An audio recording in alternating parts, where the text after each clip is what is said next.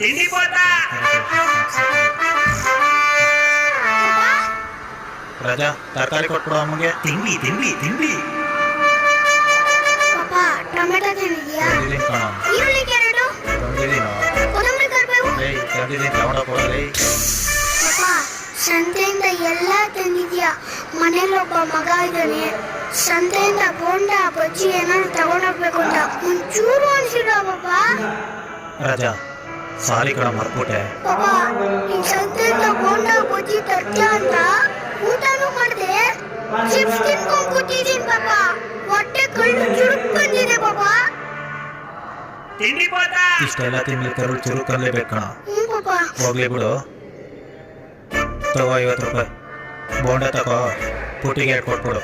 ಸರಿ ಪಾಪ.